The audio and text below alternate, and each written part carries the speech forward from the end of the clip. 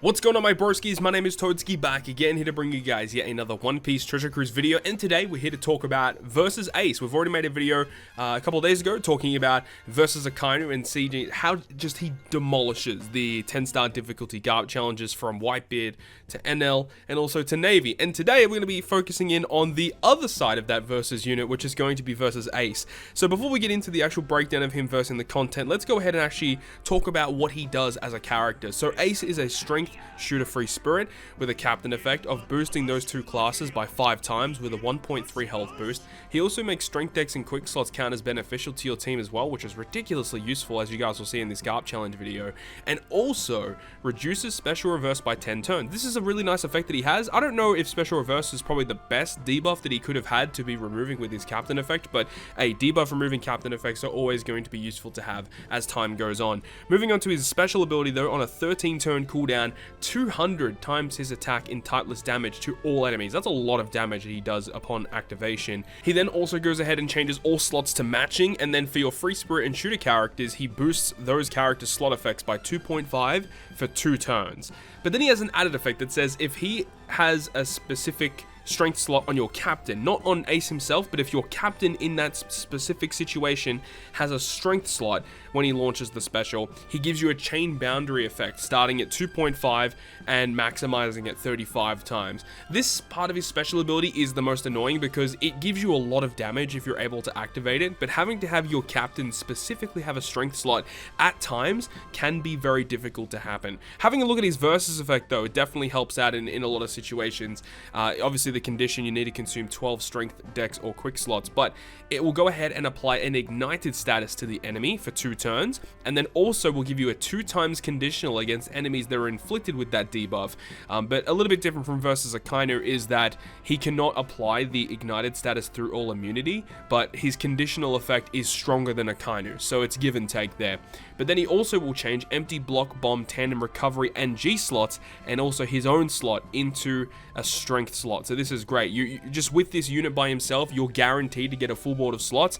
Just at times, it might be a little bit difficult in order to get that strength slot, depending on when the special ability is being launched throughout the fight. So that is the breakdown of the brand new versus Ace unit. We're going to be using him as a captain against all of the 10-star difficulty garb challenges. Hopefully you guys are going to enjoy the video today, and without further ado, let's go ahead and jump into it.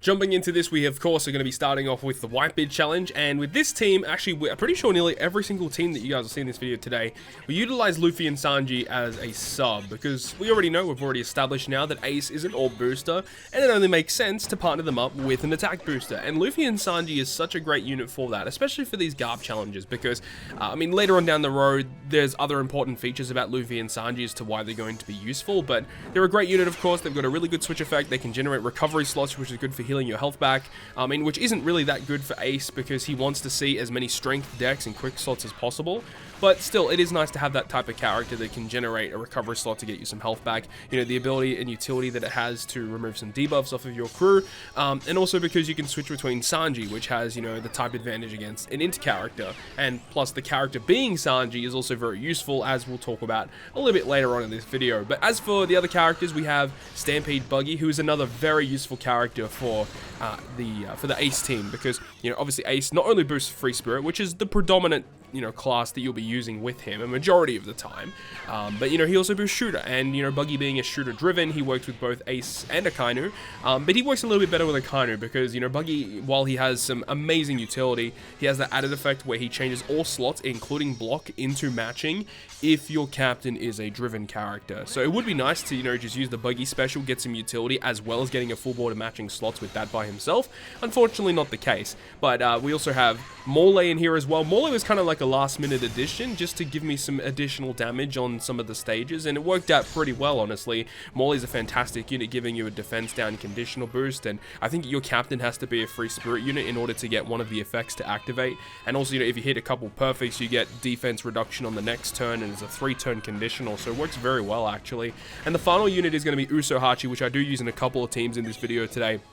Fantastic utility unit, has really good support effect, or sailor effect should I say, which can resist special reverse, resist special bind, or removes 1 turn of special bind on your whole team, which is actually ridiculously useful. He delays, he gets rid of those defensive effects on this Jozu stage, which obviously are very annoying.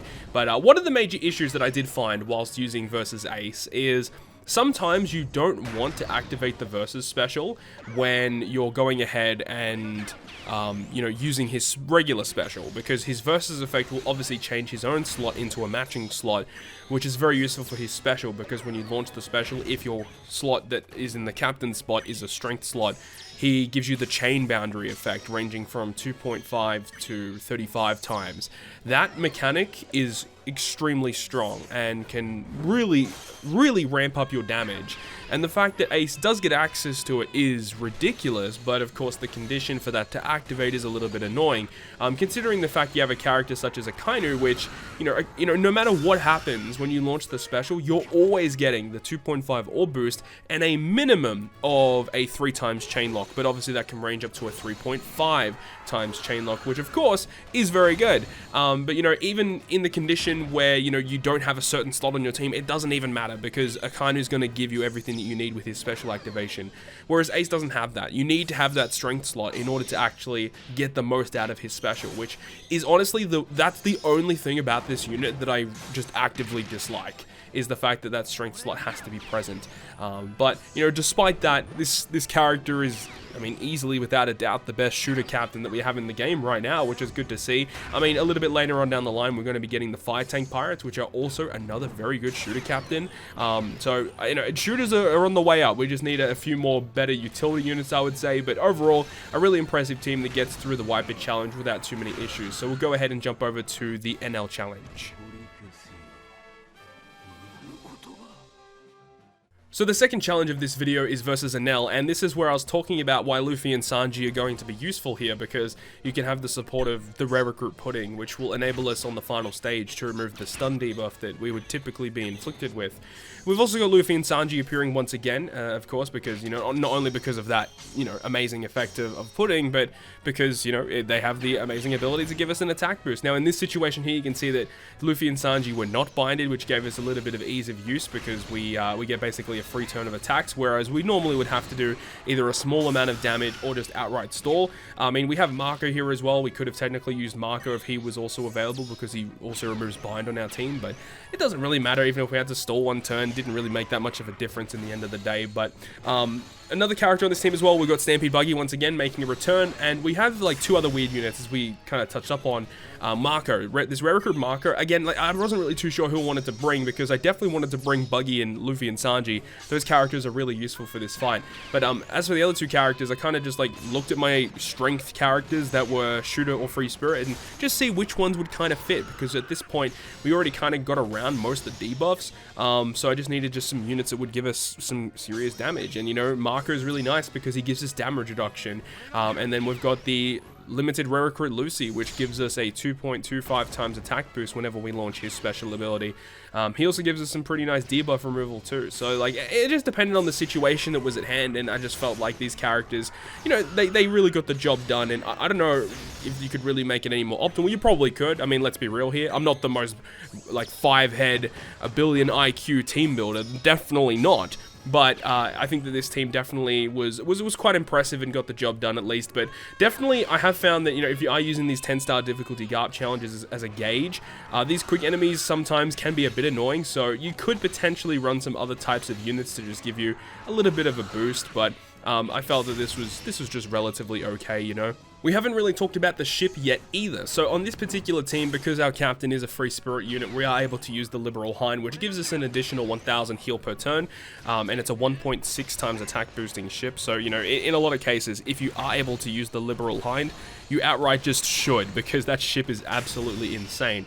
And I really wanted to run the Gold Roger ship, the Oro Jackson, but of course we have Stampede Buggy on the team, which unfortunately is not a free spirit unit or a slasher unit, so that doesn't really really help out in this situation. I mean, technically speaking, only having one unit that is not boosted by your ship doesn't really make that much of a difference, so you definitely could have done something like that, but I just felt like the Liberal Hind was a little bit more appropriate. But for the final team of this video, we do run a full 6-man Free Spirit team, which does give us the opportunity to go ahead and use the Aura Jackson, which is a fantastic ship, because not only does it have, 1.6 attack, it has recovery in tandem beneficial, minus cooldown at the start of the quest, 1000 heal per turn, but it also has a really good special ability that can remove 2 turns of paralysis anytime you're inflicted with it, which is pretty ridiculous for a ship to do that.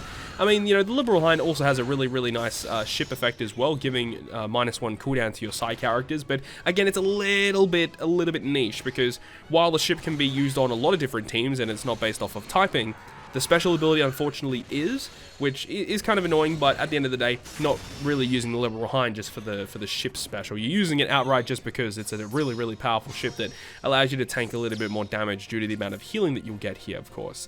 Luffy Sanji switch effect, very good here against stage 6 with Ohm and Gidatsu, removing that bind on our team, of course. We are inflicted with this attack down still, because unfortunately we couldn't kill that Sai enemy on stage 5, which did mean that, because of that, it's kind of annoying to deal with. And you guys would have seen as well that because of Ace's captain effect, we resist the 20 turns of special reverse due to having double Ace captains. So stage 5, where we normally get fully special reversed, we negate that, and we are able to use Marco to give us a chain boost and also damage reduction, because typically if you don't kill the enemies on that stage in one turn, you typically take a lot of damage. So Marco is able to mitigate that, as well as giving us a small damage boost for that particular stage as well. One thing that I found kind of annoying as well, there were a couple of situations where I wish I had the Akainu support, which would have given our team a 1.5 attack boost, a full board of strength slots, but unfortunately, because of Ace versus Akainu, if you're using a versus unit on your team, you can't use a support that is the same character as the other character that is on that versus unit. So if you're using Kaido versus Big Mom and use the Kaido side of things, you run a Big Mom unit on any of your teams. So in this same situation here, because we run Ace versus Akainu, we can't run any Akainu units on the team, which really does suck, because it would be nice to have that. But still, very nice team, gets through the Enel stage without too many hassles. And now moving on to the final team of the video, which is going to be versus the Navy Challenge. And as we kind of established, yeah, we're going to be using the Aura Jackson as our ship this time, as we have a full Free Spirit team. And this team is like super uber whale, because we've got like 5 legends on the team, and one of which being a Super Sugofest exclusive, being Kozuki Odin. Once again, Luffy and Sanji making an appearance, Uso Hachi also returning, and Sabo Koala, which are a very solid unit for this particular fight on stage 4, with Smoker, Toshigi, and Hina, where you get a full board of tandem slots and badly matching slots, and tandem is counted as non-beneficial for like 99 turns. So Sabo Koala having their switch effect to give us color affinity, which is useful on a couple of different stages, including the final stage, but also removing the orb negation effect and also changing badly matching slots into matching for our Free Spirit units is really good, on top of giving us an attack boost. So yeah, Sabo Koala are a fantastic unit here versus the Navy Challenge. Not a unit that's outright required, but definitely makes a big difference. Having that switch effect for color affinity against a couple of the stages here is really nice. And then of course we have the Rayleigh support with Luffy and Sanji to get rid of the Despair and the Bind. With their switch effect, we are able to remove all turns of Bind and Despair on this stage, which is really nice to see. We do take a little bit of stall on the Fujitora stage coming up on stage 6, but not like a crazy amount. Like, we're not stalling until they disappear. We're just stalling just a little bit, just to get a couple of turns of cooldown off. And of course we have Uso Hachi, which is kind of important for getting around the threshold on stage 3 against Kobe Helmeppo, and also for the final stage versus Sakazuki. Now, I also touched up on a reasoning why Luffy and Sanji were so useful for this team, and that's because of their limit break ability of removing the hunger debuff, which you typically will have to try and get around on stage 3 with Kobe and Helmeppo. It's either you bring a character that has hunger removal, or you have to bring some type of character that can just generate recovery slots for your team. And it's really annoying that you have to bring a character that does that, because otherwise you have to try and get RNG for the recovery slots, which is not always great. You can't even keep recovery slots and take them into that stage, because Helmeppo will change them into block orbs. You need some sort of way to deal with that hunger, and it's great that Luffy and Sanji can just outright remove it. And we haven't even begun to talk about Ace's versus ability, because that has been used in a few different situations throughout all of these fights you guys would have seen. So the fact that, you know, if the enemy has an immunity buff, like a full immunity buff, yeah, you're in a little bit of a dire situation there. I mean, at least he still does the orb manipulation, which is great. But, you know, if the enemy has any other type of immunity, you are able to go ahead and apply the ignition effect, as well as getting a 2x conditional boost against enemies that have the ignition buff. So that's a really nice effect, and also a little bit different from versus Akainu.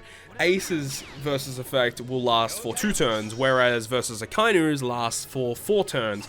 So I just feel like there's a bit of a discrepancy between the two versus units, because by far and away, Akainu just on paper is the better unit, and through practice, I've definitely found that to be the case. But I do love some of the things that Ace is able to do, and I mean, just outside of the unit itself, like talking about other ways you could potentially use the character, like with Goldie Roger, for example, his super type actually, you can use an Ace character to proc his super type, which is dope. And unfortunately, like, I don't have a dupe of Kozuki Odin, but Odin's support effect attaches to Roger, and he will give that character a strength slot if the support is at level 4. So you can go ahead and have a level 4 support of Odin attaching to Roger, which means on the final stage he gives himself a strength slot. You can launch the Ace special to give you the orb boost and the chain boundary effect, and then you can use Roger to make it a 3-turn orb boost. You have the attack boost from Roger. Like, those two characters have a great combination together. Just unfortunately that having that support of Odin to give him a guaranteed strength slot on that stage is kind of annoying. But that is going to wrap up the video. I've talked too much about this Ace character so far. Hopefully you guys enjoyed the video today, and if you guys did enjoy it, make sure you go ahead and hit the like button. And if you want to stay up to date with all of the content that I post, including more One Piece Treasure Cruise content, make sure to hit the subscribe button down below. But on that, guys, I'll see you guys within the next video.